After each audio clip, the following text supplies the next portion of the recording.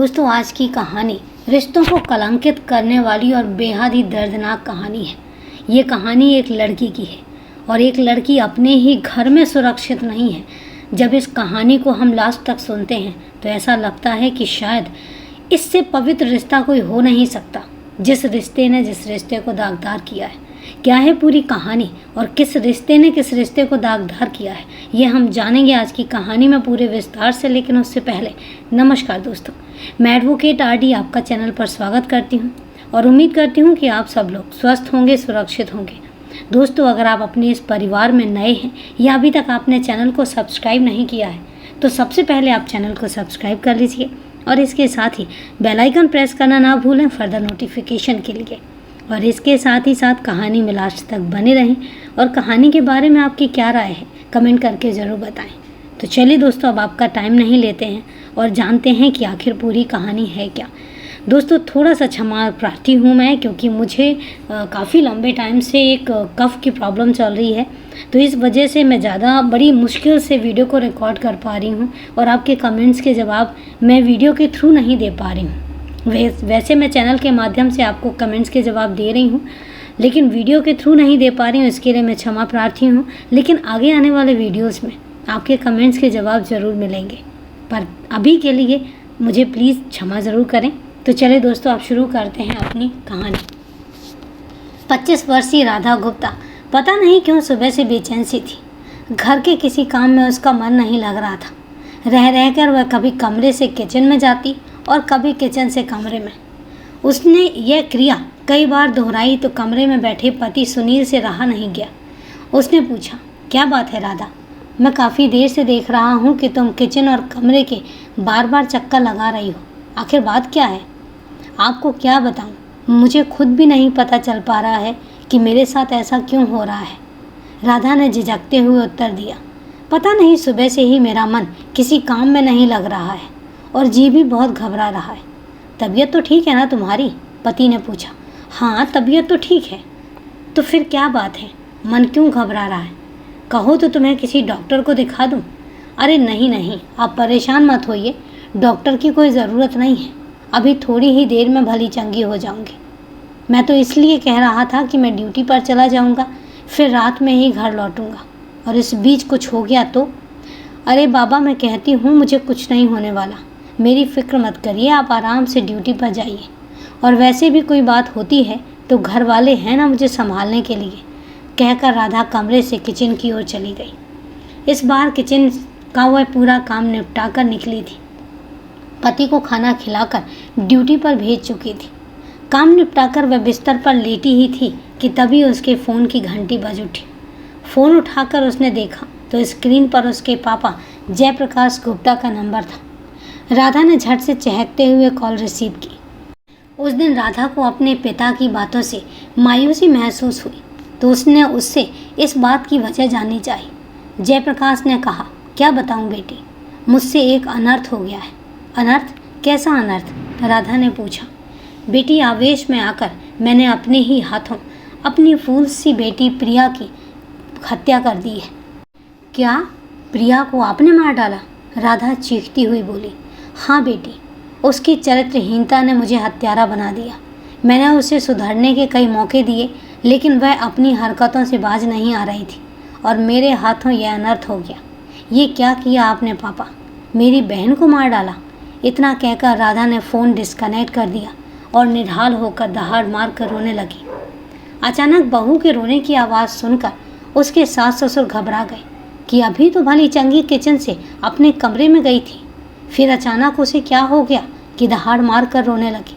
वे दौड़े दौड़े बहू के कमरे में आए तो देखा कि बहू बिस्तर पर लेटी सिसकियाँ ले रही थी। उसके ससुर ने जब बहू से रोने की वजह पूछी तो उसने पूरी बात उन्हें बता दी। बहू की बात सुनकर ससुर भी चौंक गए कि समधी ने ये क्या किया। थोड़ी देर बाद जब राधा थोड़ी सामान्य हुई तो उसने पति को फ़ोन करके सारी बातें बता दी। सुनील भी आश्चर्यचकित रह गए। उन्होंने पत्नी के तहेरे भाई विनोद को फ़ोन करके ये बात बताकर उससे पूछा कि ऐसे हालात में क्या करना चाहिए। काफ़ी सोच विचार के बाद विनोद इस नतीजे पर पहुँचे कि बात पुलिस को बता देनी चाहिए, क्योंकि यह मामला हत्या से जुड़ा है। आज नहीं तो कल ये राज खुल ही जाएगा।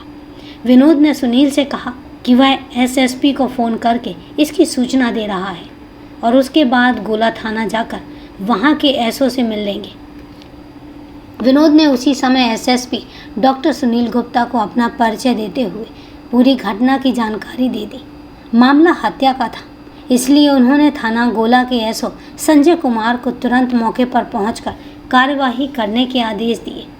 कप्तान के आदेश पर एसओ संजय कुमार 17 अगस्त को ही जयप्रकाश गुप्ता के विशुनपुर स्थित घर पहुंचे। जयप्रकाश उस समय घर पर ही था। सुबह सुबह दरवाजे पर पुलिस को देखकर जयप्रकाश की जान हलक में फंस गई। उसे हिरासत में लेकर पुलिस थाने लौट आई। एसओ संजय कुमार ने जयप्रकाश से उसकी बेटी प्रिया के बारे में सख्ती से पूछताछ की तो उसने बताया कि उसने 27 जुलाई 2019 को बेटी की गला घोंटकर हत्या कर दी। फिर उसकी गर्दन धड़ से अलग कर दी थी और बाद में सिर को प्लास्टिक के एक बोरे में भरकर अरुआ थाना क्षेत्र में फेंक दिया और धड़ वाले हिस्से और उसके पहने कपड़े दूसरे प्लास्टिक बोरे में भरकर गोला थाना क्षेत्र के चेनवा नाले में फेंक दिए थे। प्रिया का सिर और धड़ बरामद करने के लिए पुलिस उसे मौके पर लेकर गई। उसकी निशानदेही पर चेनवा नाले से धड़ बरामद कर लिया। 22 दिनों से धड़ पानी में पड़े रहने की वजह से सड़कर कंकाल में तब्दील हो चुका था। पुलिस ने कंकाल को अपने कब्जे में लेकर पोस्टमार्टम के लिए भेज दिया, लेकिन उसके सिर का कहीं पता नहीं चला। एसओ संजय ने जब उससे पूछा कि तुमने अपनी बेटी की हत्या क्यों की, तो दबी जुबान में जयप्रकाश गुप्ता ने जो जवाब दिया उसे सुनकर वही नहीं, वहां मौजूद सभी ने अपने दांतों तले उंगलियां दबा ली। कलयुगी पिता जयप्रकाश ने रिश्तों की मर्यादा का खून किया था। कंकाल बरामद होने के करीब 22 दिनों से रहस्य बनी प्रिया के राज से पर्दा उठ चुका था। बहन की हत्या से राधा बहुत दुखी थी। उसे पिता की घिनौनी करतूत पर गुस्सा आ रहा था। राधा ने साहस का परिचय देते हुए पिता जयप्रकाश के खिलाफ धारा 302, 201, 120 बी भारतीय दंड संहिता के तहत रिपोर्ट दर्ज करा दी। जयप्रकाश गुप्ता से पूछताछ के बाद इस मामले की जो घिनौनी कहानी सामने आई उसे सुनकर सभी हैरान रह गए। करीब 55 वर्षीय जयप्रकाश गुप्ता मूल रूप से उत्तर प्रदेश के गोरखपुर जिले के गोला थाना क्षेत्र के विशुनपुर राजा बुजुर्ग गांव का रहने वाला था। वह गल्ले का कारोबार करता था। करीब 15 साल पहले उसने विशुनपुर राजा बुजुर्ग गांव में मकान बनवा लिया था और परिवार के साथ रहने लगा था। उसके परिवार में पत्नी और 2 बेटियां राधा और प्रिया थी। जयप्रकाश को बेटे की चाहत थी, लेकिन बेटा नहीं हुआ। तब उसने बेटियों की परवरिश बेटों की तरह की। वह छोटे से खुशहाल परिवार के साथ जीवन यापन कर रहा था। दुकान से भी उसे अच्छी कमाई हो जाया करती थी। जयप्रकाश गुप्ता की गृहस्थी की गाड़ी बड़े खुशहाल तरीके से चल रही थी। पता नहीं उसकी गृहस्थी को किसकी नज़र लगी कि सब कुछ छिन्न भिन्न हो गया। बात साल 2009 की है। अचानक उसकी पत्नी की मौत हो जाती है। उस समय उसकी दोनों बेटियां 10 और 12 साल के बीच की थी। बेटियों की परवरिश की जिम्मेदारी जयप्रकाश पर आ गई। जयप्रकाश ने बड़े भाई राधा और प्रिया को दिल से अपनी बेटी मानते थे और उन्हें उसी तरह दुलारते भी थे। प्रिया को तो वह बहुत ज़्यादा लाड़ प्यार करते थे और इसी तरह दोनों बेटियों की परवरिश होती रही। बड़ी बेटी राधा शादी योग हो चुकी थी। राधा के सयानी होते ही जयप्रकाश के माथे पर चिंता की लकीरें उभर आई। वह बेटी की जल्द से जल्द शादी कर देना चाहता था। इसके लिए वह लड़का देखने लगा। गोला इलाके में ही उसे एक लड़का पसंद आ गया तो जयप्रकाश ने सन 2015 में उसके साथ राधा की शादी कर दी। राधा की विदाई के बाद घर में जयप्रकाश और उसकी छोटी बेटी प्रिया ही रह गए थे। धीरे धीरे प्रिया भी सयानी हो चुकी थी। बात 2 साल पहले की है। प्रिया बाथरूम से नहाकर बाहर निकली ही थी। गीले बदन से उसके कपड़े भी चिपक गए थे और इत्तेफाक से उसी समय जयप्रकाश किसी काम से घर में आ गया।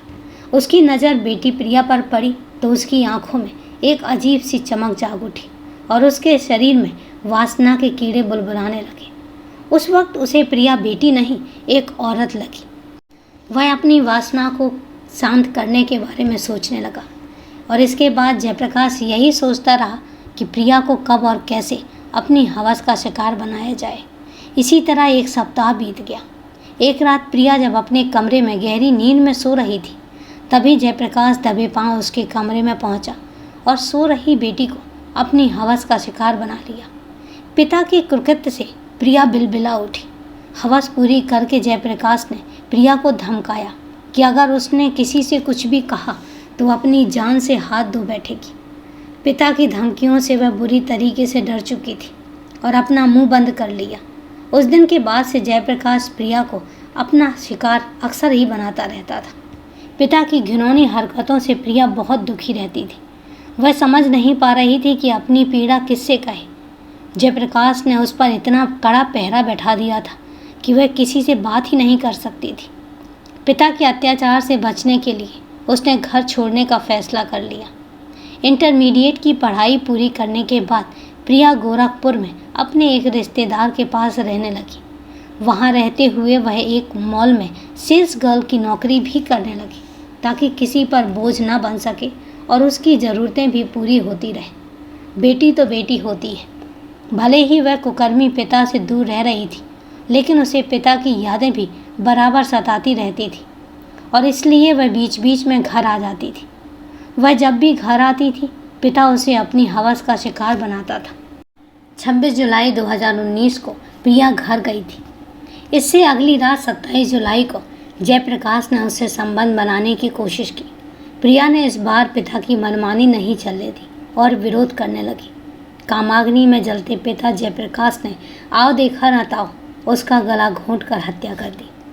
पिता से हैवान और हैवान से दरिंदा बना जयप्रकाश पूरी नीचता पर उतर आया था। उसने बेटी की मौत के बाद उसकी लाश के साथ अपना मुंह काला किया। जब उसकी कामाग्नि शांत हुई तो उसे होश आया। उसकी आंखों के सामने फांसी का फंदा झूल रहा था। वह सोचने लगा कि प्रिया की लाश से कैसे छुटकारा पाया जाए।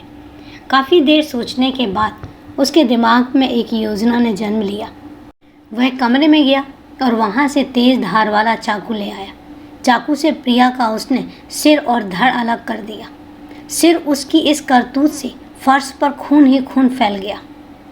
फिर उसने बेटी और शरीर से उसके सारे कपड़े उतार दिए और उन्हीं कपड़ों से फर्श पर फैले खून को साफ किया ताकि पुलिस को उसके खिलाफ कोई सबूत न मिल सके। इसके बाद वह कमरे के अंदर से प्लास्टिक के सफ़ेद रंग के 3 बोरे लेकर आया। उसने एक बोरे में सिर, दूसरे में धड़ और तीसरे में प्रिया के खून से सने कपड़े रखे। रात 2 बजे के करीब जयप्रकाश ने अपनी मोपेड पर तीनों बोरे लाद दिए और उन्हें ठिकाने लगाने के लिए निकल गया। सिर को उसने उरुवा थाने के अंतर्गत आने वाली एक जगह की झाड़ियों में फेंक दिया। फिर धड़ और कपड़े वाले बोरों को लेकर वह वहाँ से गोला के छेनवा नाला पहुँचा। नाले में उसने दोनों बोरे ठिकाने लगा दिए और इसके बाद वह घर लौट आया और हाथ मुंह धोकर इत्मीनान से सो गया। पते की बात यह रही कि प्रिया के अक्सर गोरखपुर में रहने की वजह से उसके अचानक गायब होने पर किसी को शक भी नहीं हुआ।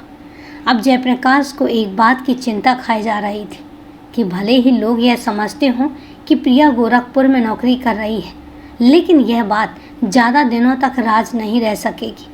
एक ना एक दिन तो पुलिस इस हत्या से पर्दा हटा ही देगी, तो वह उम्र भर जेल की चक्की पीसेगा। उसने सोचा कि क्यों न ऐसी चाल चली जाए कि सांप भी मर जाए और लाठी भी न टूटे। काफ़ी सोच विचार करने के बाद उसने अपने दामाद पर ही साली यानी प्रिया के अपहरण का आरोप लगाने की योजना बनाई। इससे जयप्रकाश का फ़ायदा ही फ़ायदा था। भविष्य में वह ना तो कभी प्रिया की तलाश कर सकता था और ना ही उसकी हत्या का राज खोल सकता था। वक्त जयप्रकाश का बराबर साथ भी दे रहा था। कुछ दिन बाद जयप्रकाश ने दामाद सुनील ने पिता को फ़ोन करके प्रिया के गायब होने की सूचना दी। बातचीत में उसने बेटी के गायब होने के पीछे सुनील का हाथ होने का आरोप लगाया। सुनील के पिता समधी का आरोप सुनकर चौंक गए। उन्होंने इस बारे में बेटे सुनील से बात की तो साली के अपहरण का आरोप खुद पर लगने से सुनील भी सन्न रह गया। उसने यह बात पत्नी राधा को बताई तो राधा भी पति की बात सुनकर हैरान हो गई। राधा ने उसी समय पिता को फ़ोन किया तो जयप्रकाश ने सुनील पर बेटी के अपहरण का आरोप लगाते हुए मुकदमा दर्ज कराने की धमकी देनी शुरू कर दी। पिता की बात सुनकर राधा और सुनील एकदम परेशान हो गए। जबकि वे खुद भी कई दिनों से प्रिया के मोबाइल पर संपर्क करना चाहते थे, लेकिन उसका फ़ोन स्विच ऑफ आ रहा था। फिर 17 अगस्त 2019 को जयप्रकाश ने खुद ही बेटी राधा को फ़ोन करके प्रिया की हत्या करने की जानकारी दे दी। बहरहाल घटना की जानकारी होने पर राधा पति सुनील के साथ 17 अगस्त को ही गांव पहुंच गई। पूछताछ में उन्होंने पुलिस को बताया कि पहले प्रिया उनसे फ़ोन पर बातें करती रहती थी, लेकिन बाद में पिता के दबाव में उसने उनसे भी बात करनी बंद कर दी। बीते 29 मई को एक रिश्तेदार के यहाँ शादी समारोह में राधा और सुनील भी गए थे। उस समारोह में प्रिया भी आई थी। राधा ने वहीं पर प्रिया से मुलाकात के दौरान उससे पूछा कि वह उसे फ़ोन क्यों नहीं करती, तो प्रिया ने पिता के दबाव की वजह से फ़ोन ना करने वाली बात कही थी। जब उसने इसकी वजह पूछी तो उसने कुछ भी नहीं बताया। इसके बाद से वह कभी कभार बहन और जीजा को फ़ोन कर लेती थी, लेकिन पिता की हरकत के बारे में उसने किसी से भी कोई चर्चा नहीं की। अगर प्रिया ने थोड़ी हिम्मत दिखाई होती तो उसे असमय मौत के आगोश में यूं नहीं समाना पड़ता और वह भी जिंदा होती और खुशहाल जीवन जीती। यही नहीं, मर्यादा की सारी सीमाएं लांघ चुके कलयुगी पिता को भी सलाखों के पीछे पहुंचवा सकती थी, लेकिन सामाजिक लोकलाज और डर के चलते उसने ऐसा नहीं किया, जिसकी कीमत उसे अपनी जान देकर चुकानी पड़ी। पुलिस ने जयप्रकाश गुप्ता से पूछताछ के बाद उसे कोर्ट में पेश किया और जहां से उसे जेल भेज दिया गया। कथा लिखे जाने तक जयप्रकाश जेल की सलाखों के पीछे कैद था और उसकी निशानदेही पर पुलिस हत्या में इस्तेमाल मोपेड, चाकू आदि सब बरामद कर चुकी थी। तो दोस्तों, मैंने पहले ही कहा था कि कहानी बेहद ही पेचीदा और दिल दहला देने वाली है। कहानी को लास्ट तक सुनने के लिए आपका तहे दिल से धन्यवाद। अब कहानी के बारे में आपकी क्या राय है, कमेंट करके ज़रूर बताएं। तो चलिए दोस्तों, आज के लिए इतना ही। कल फिर मिलते हैं क्राइम की एक सच्ची कहानी के साथ।